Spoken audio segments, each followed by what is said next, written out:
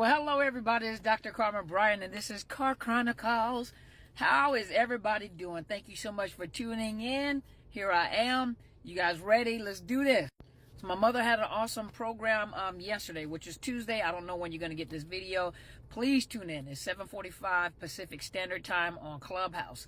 And it is effective communication. She's talking about narcissist relationships, And yesterday's topic was the hungry narcissist. And of course, whenever she does these topics, it always, sparks off something like, ooh, I can talk about this right here. And so I wanted to come and I also wanted to add to, the hungry narcissist and bring it from a different perspective. There's so many parts we can do to this. And one of the things I was thinking as we were all talking is that hungry narcissist. So a lot of people ask, can a narcissist have, can they be somatic and cerebral at the same time? Well, normally what happens with a narcissist is that they have one main, I'm trying to think of the word for it.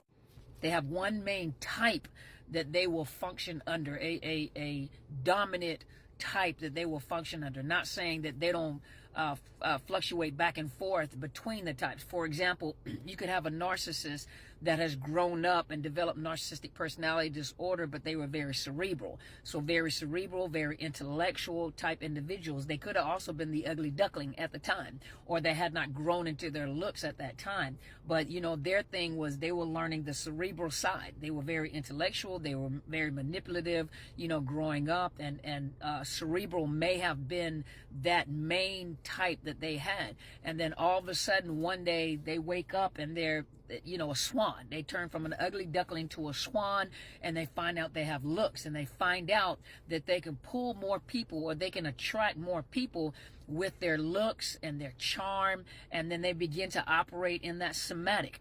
They become that very somatic. They still, if they have to use it, they still use the cerebral, but they notice that they can pull more people, they can attract more people, they have more influence because they have more attention.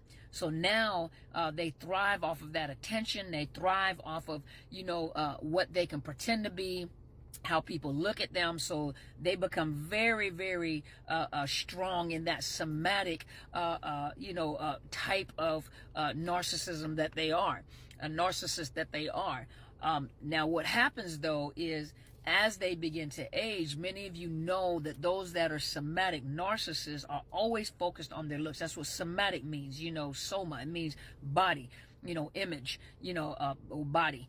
But they're very, very focused on how they look, how people see them, going to the gym, building. It's all about their body, building their bodies. If you look at a lot of their, and a lot of people have narcissistic traits. It doesn't mean that they are a narcissist, but a narcissist is so in love. Remember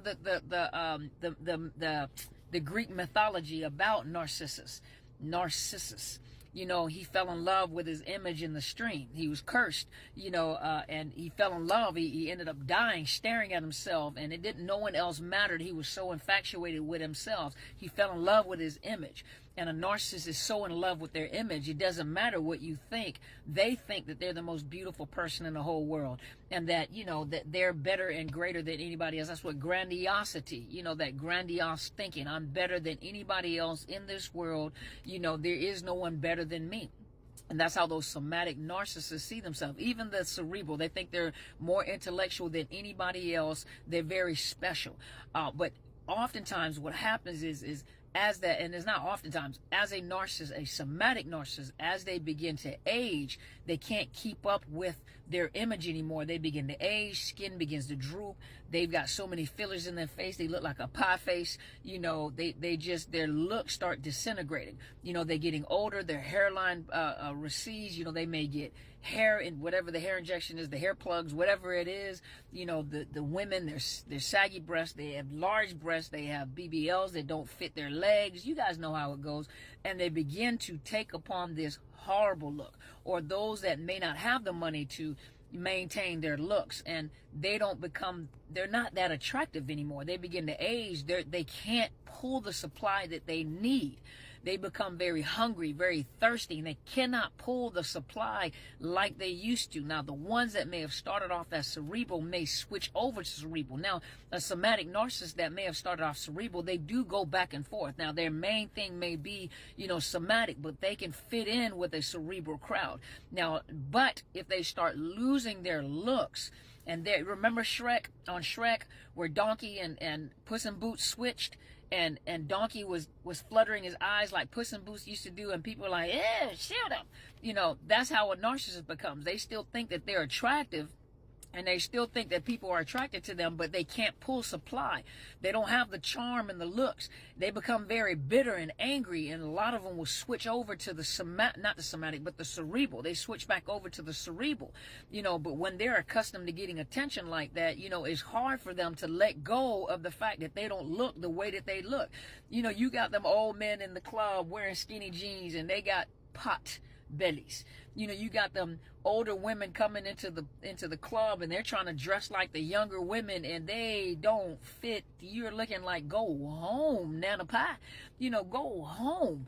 And they won't let go. Now they will convert back to the cerebral and try to pull people with the cerebral, but they're so used to the charm and the looks that they really become hungry. And they start to chase. That's where you see these cougars chasing these young men, or these, well, we call them men the cougars too, I guess, chasing these young women, and sometimes they get them, but they're dissatisfied because they can't get the copious amount of fuel that they used to get back in their heyday.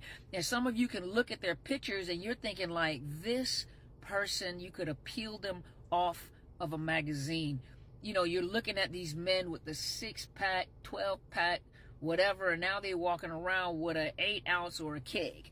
You're looking at these women, and you're like, oh my God, she is drop dead gorgeous. And then you look at the picture and you look at them, and they still think that they're where they are at. A lot of times they can't break out of that. Some of them weren't cerebral at one point in time, and they don't know how to be cerebral because they're not super intellectual. And so when they start losing those looks, a lot of them, and trigger warning, and anybody that feels this way, if you feel suicidal, please stop the video and dial 988 and get you some help.